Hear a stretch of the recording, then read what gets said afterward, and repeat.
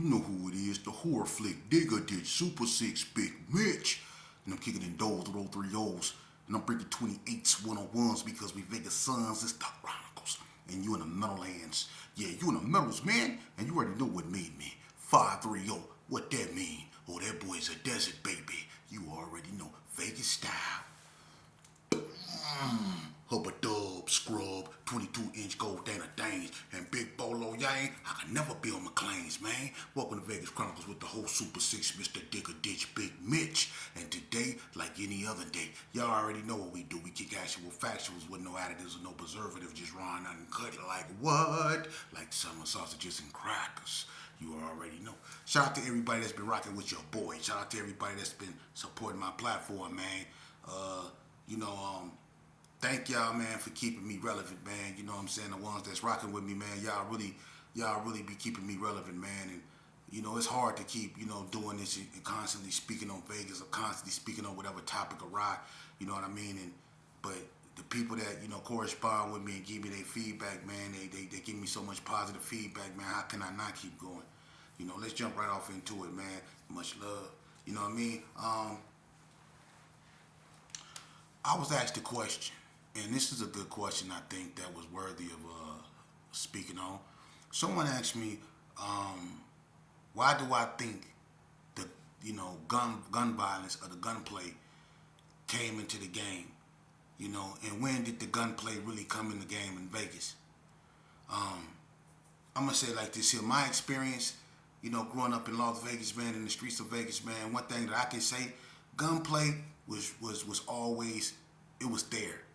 Not so much back during the early 80s and stuff like that. People had guns, But I'm going to be honest with you, coming up out of Herbert Gerson, the Gerson was militant. And at one point, I'm going to be honest with you, white people couldn't come over there. It was a very select few that would. And they used their guns in the Gerson mostly to go to war with the police. I'm keeping it real with you. You ask anybody that knew about Herbert Gerson, because back during that day, it wasn't really gangs around Vegas for the Gersons to be into it with, they were really anti-white back then, and you can look at some of the cases that was caught. It was white folks, so the blacks was real militant. The Gerson was real militant back then, and the guns that they had, they was using them on the police. They was getting into it with the police a lot. So the guns was always there. I say around 84, 85, you know what I mean? That I think his last name was Holmes. I forget his first name, Rodney Holmes, something Holmes. He was the first Crip to get killed in Las Vegas. You know what I mean? His last name was Holmes. I forget his name. But he was the first dude to die from gang violence. But gunplay really didn't erupt until like 85, 84, 85. And you can blame it on the influctuation of drugs and stuff like that, But I got my own theory on why gunplay really happened, because people were getting popped like Googie from GQ. He got popped in the back by the Pirus, and that was a big old thing. You know what I mean? And Googie was paralyzed, So my thing is, I think, when the gunplay came in the gangs and when it got out of hand, I think that, see, a lot of smaller gangs, in Vegas, it was a lot of small gangs in Vegas. And I'm going to be frank with you. Some of them just got tired of being run over by the bigger gangs, man. They couldn't win. Some gangs were small. The Gerson was a big gang, and the Gerson was beating up a lot of people. The GQs was withering away. The Pirus was strong. The PBs was strong. The Hood was strong. But the biggest gang in Vegas at that time was the GQs, because they occupied so many territories and they started withering away. So the Gerson became the biggest gang, and the Gerson was always aggressive. So the Gerson was just running over everybody, and the smaller gangs got tired of that, man. I'm serious. You had shootings. Donald Ray Page got shot by the cat. He got shot in the neck by the cat. Boo and Carrie them. I think Kyrie shot Boo in the neck. Shot D-Ray in the neck. One of them shot D-Ray in the neck. You know what I mean? And I don't think it was over gangbanging. It was over money. It was over, the drug game. I think the first actual gang-related killing that really set it off was L. That was really the first killing, and that was the West Coast Blood. Excuse my French. They'll flag me if I say the wrong word, so excuse my French. But L was what set it off, you know, and then Boo Boo Swanson. That's when the gunplay came, man. People stopped fighting because Donna became a real big gang. And how you go fight them? They go pack you out. So other gangs had to they had to adapt, you know.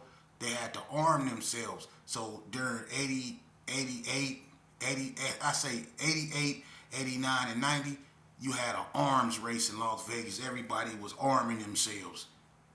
You see? And that's when the gunplay came. And it spilled over into the schools. That's why you had the incident at El Dorado, because everything became about gunplay, man. People stopped fighting. You know, the only people that were really fighting was the ones that was locked up in Elko. Or if we catch one another in the mall or something like that, you go get rat packed. You know, but we stopped fighting and we started doing this right here, man, because the bigger gangs, man, they were jumping on everybody, man. They were blowing through everything, man. You know, you got dudes that's like whole neighborhood, and it consists of probably 30, 40 people.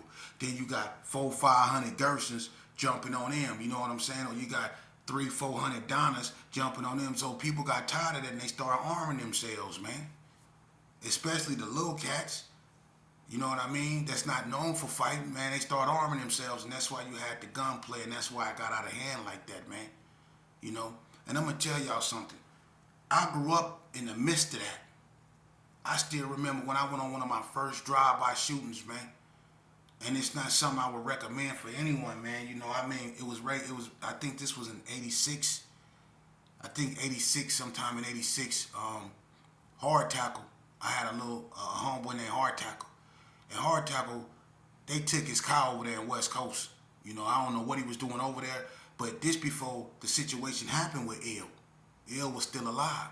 But they took Hard Tackle car over there in the coast, you know, and he came to the G's, to the boys club, and he was telling people they took his car, you know, and he was tripping, he was crying, because that was like his first car. Hard Tackle was a real short dude, but he was older than everybody he hung with. You know, so me and Lil Derek Lil Derek, Lil Dog, we all over his house. Lil Derek had I think it was an orange Thunderbird.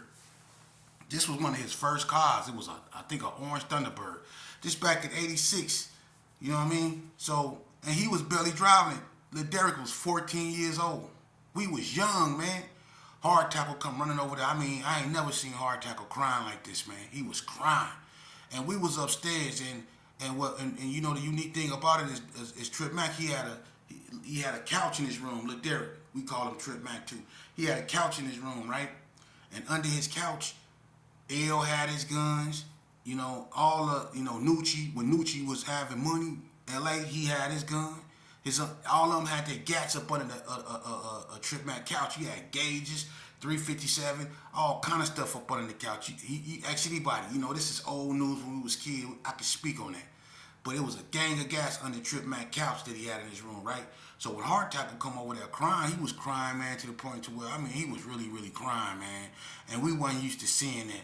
So we got mad and we got in the car. Hard Tackle know how to drive. You know, Trip Mac wasn't really driving like that because he was real little. He was 14 years old. Hard Tackle was little too, but Hard Tackle was older, and he used to driving. He just sat on a phone book. You know what I mean? So we got it piled up in the car. I had L gauge. You know what I mean? And that's when I fell in love with the gauge. See, I was 12 years old. We go up over there to the coast. You know what I mean? And we rolled through there. I swear to God, we was in the orange Thunderbird. And Hard Tackle was crying the whole way. He was looking for his car. We was driving all through there. You know, he was looking for his car. He said Monty took it. I think he meant Montana Max. Man, they did. He kept saying Monty them took it, right? So we rolling through there looking, and we couldn't see the car. You know what I mean? So when we drive down McWilliams and we turn down Morgan, you know, that's where the coast used to be back then, on Morgan. They started right there on 1304, right there on Morgan. If you go to 1304 in West Coast, that's where Roro stayed. That's where the coast started at. That's why they number 1304.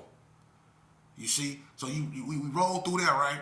And when we rolled through there, we didn't see nobody. Then we rolled over there by Scarface house, Capone, right there on Morgan, right? So when we was coming out, when we was rolling toward N Street, and we look to the right, we see this real tall cat, right? And this real short cat is Hudis and K-Master.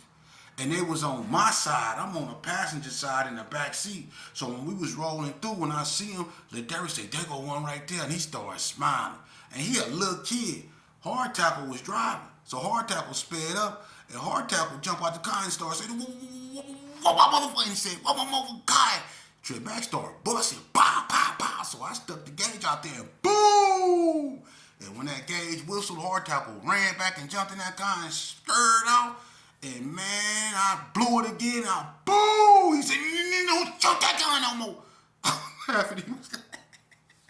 I was blowing that gauge, but look, I fell in love with it then, and that's when I started liking the 12 gauge. You know what I mean? From that incident right there, and that was in 1986. You know, and that's when they took Hard Tackle cop. But you can tell that gunplay was really coming. You know, and unfortunately, not long after that, the situation happened with L. You know what I mean? And that's when everything just totally went out of whack, man. And this is why I be telling y'all when people come out here and try to chronicleize our history, you know what I mean? How is it slapping our face, man? You know, it ain't all about the strip. But speaking of the strip, somebody asked me how the black gangs in Vegas, when they were at their worst, ever got into it with the mob out here in Vegas. Let me explain something to you.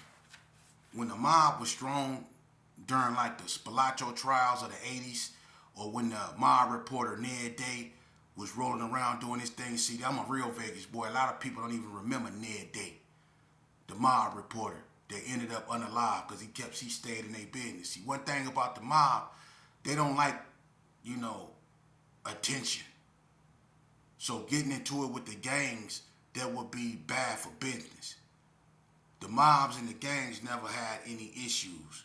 In fact, when it came to the black community, a lot of women that were protesting on the strip, and made political enemies, they were protected by the mob.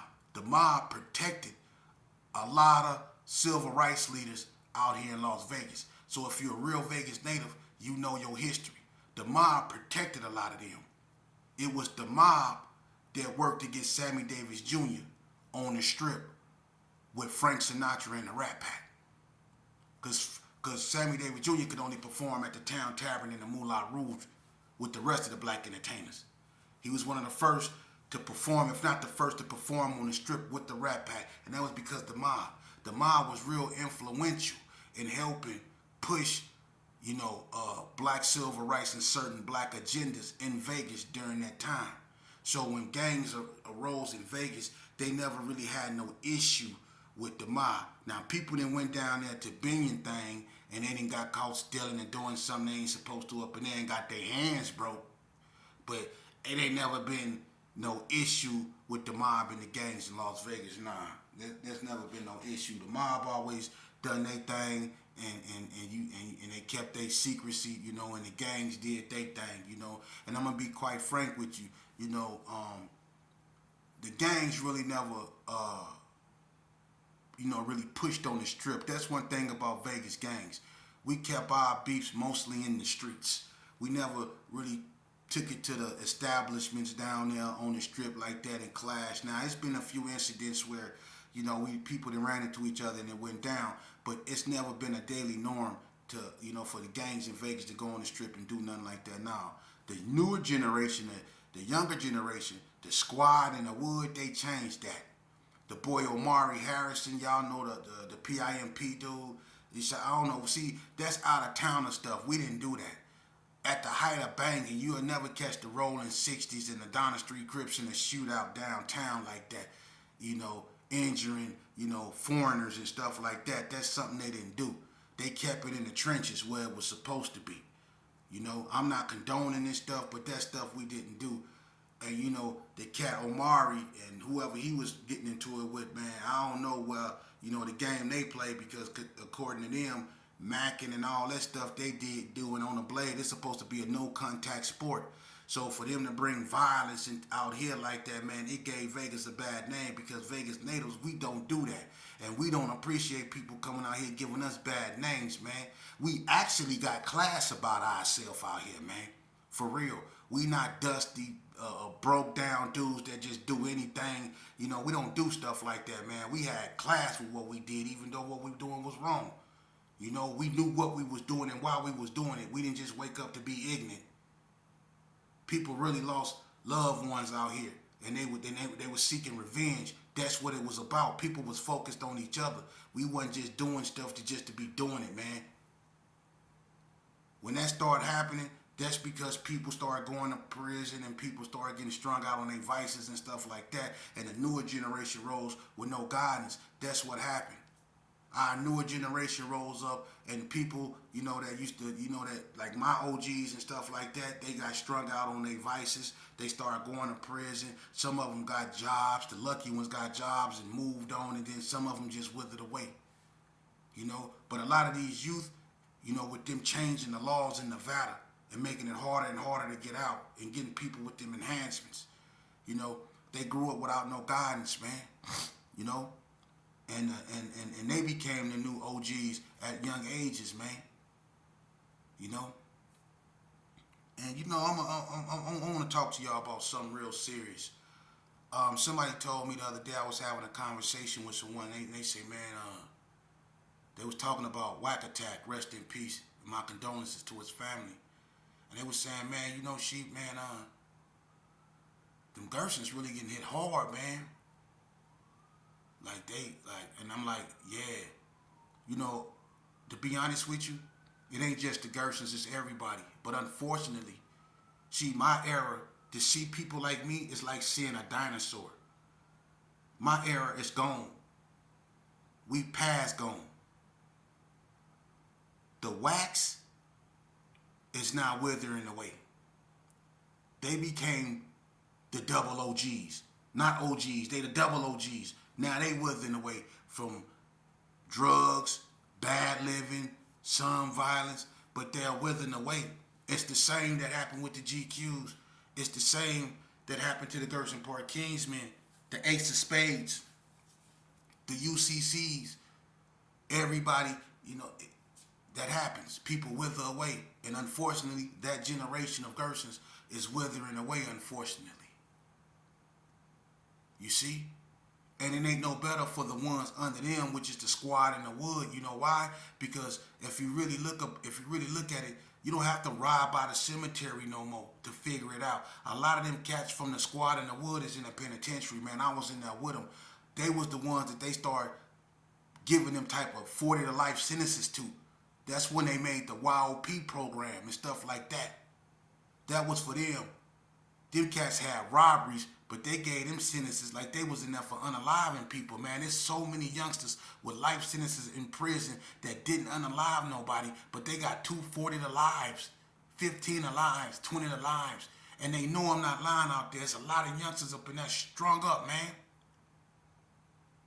They not all under the grass. They behind them walls. A lot of them. And that's sad, man, you know. And we have to understand something, man. And for this to continue to go on, man, we ought to be ashamed of ourselves, man. We come from a community that's used to fighting, that's used to seeking liberation and being liberated, man. You had women that went and challenged people on the strip that stood toe-to-toe with the establishment, man, and looked them in the face and said, y'all go give us what we got coming. We come from people that strong, man. And we allowing people to come out here from other states, man, set up shop around here, man, open up these poison houses, man, and knock our people from Vegas down. Look who falling out. It ain't these foreigners that's coming out here with the poison. It's our people. Y'all better wake up, man. And then we got these babies running around out here, man, with no father figures, man.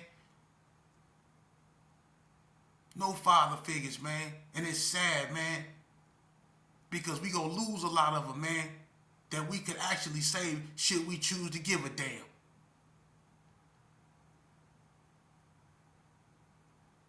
And we wonder why other races look at us like that, man. Y'all go on YouTube, you go on the internet, and you can see every day how we act Why we act like that, man? I'm not I'm kettle black. I know I used to be ignorant too, but I think I was ignorant enough for all of us, man.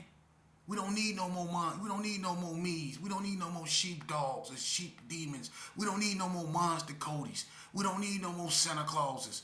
We don't need no more cornbreads. We don't need no more of that, man. We had enough of that, man. We need to heal, man. We do, man. And this ain't no Cry Me a River song, man. This is the truth, man. We don't like listening until it happened to you. When it's your son that you gotta go to court behind or go identify his body. When it's your son, when you affected, then you feel it. Then you feel it. Why you wait till you feel it before you care? What about the mamas that's been stripped of her greatest accomplishment, her child? We just allowing this to continue, man, when we got the power to stop it. Those are our babies. We don't have a will and a wanting to do that. You can spend hours and hours trying to take bangs to the side of your damn head, or you can spend hours and hours going back and forth with another cat on the internet, talking about pull up, talking about you on demon time, talking about you got paperwork on this and paperwork on that, but you can't give your goddamn child no attention.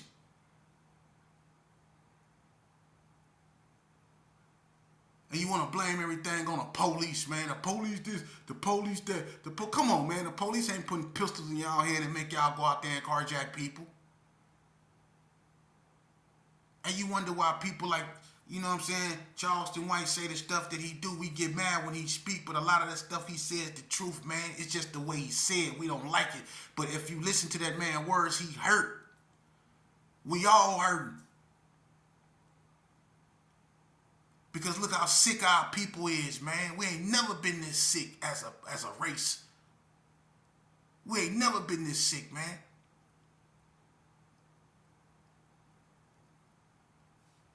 We make a mockery of everything that our ancestors fought and lost their lives for, man. We undid it and we don't care. We don't care that the black woman is screaming out her soul. You can't hear? She ain't got to use her mouth. Her soul is screaming out. They been snatched up. They getting jumped in the streets like dogs. And we supposed to be big and bad. We trying to prove to each other we tough. We trying to prove to each other that we won't turn nothing down. We trying to prove to each other that we'll get down off the back and all this old stuff like that. But we won't even protect our own goddamn women, man. We won't even protect our own children. They can just get assaulted in the street like nothing, and we'll go on as business as usual. A white man can get in her face and call her the N-word like it ain't nothing, and we'll go on as business as usual. You ought to be ashamed of yourself. We ought to walk around with bags over our damn head, man. For real. Y'all can get on this internet and go back and forth and try to pull each other down, especially when somebody that's speaking positivity. Salute to that brother Bobby Ye, man. You know, I don't get in California politics. I'm not qualified for that. But as a black man, I can honestly say that's one of the most authentic brothers, man. If people only give this man a chance to let him express himself, let him be him without the sideshows, man. It's always somebody that want to pull somebody down, man. And it's always your own people. If you listen to that man's message, man, that man don't have nothing but a message of solidarity. He questioned why we allow other races to mock and imitate us, but yet spew all that hatred at us, and we don't do nothing. We don't defend ourselves or nothing. And then we go on these other platforms and we let other people of other races manipulate us, keep us in conflict while we keep their currency coming. While we keep them employed. They use us against us to keep themselves employed and entertained and keep their family fed. Look at what they doing, man. And he exposing that. He bringing that to the forefront. And you got cats still going on there after people that got indicted. And y'all know who I'm talking about. That Adam, you know who. And Vlad. They indict Big U. They indict all these other cats. Brick Baby, Loose Cannon, they indict all them, right? But they let Sammy the Bull get up here and brag about all them 19 things he did, all them other mob boss. They let all them people get up there and brag about the stuff they did, but they indict Big U and all them. Y'all don't pay attention, man. Y'all don't pay attention. Y'all don't pay attention. Man, look, if we want to clean up our communities, we do it the same way y'all. Look, when y'all want white people, when y'all want to get their attention, what y'all do? Y'all boycott. Y'all boycott. Y'all boycott Target. Y'all boycott Pepsi. Y'all boycott everything. Remember, Pepsi took Ludacris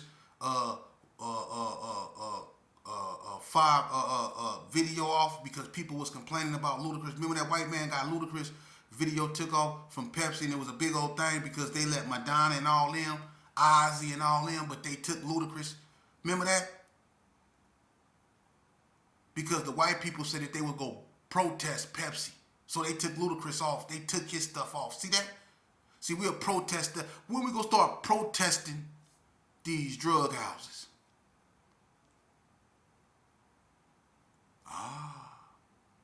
When we gonna start protesting that type of stuff?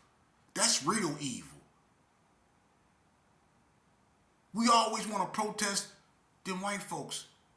Keep them white folks out of our community. Keep them in line.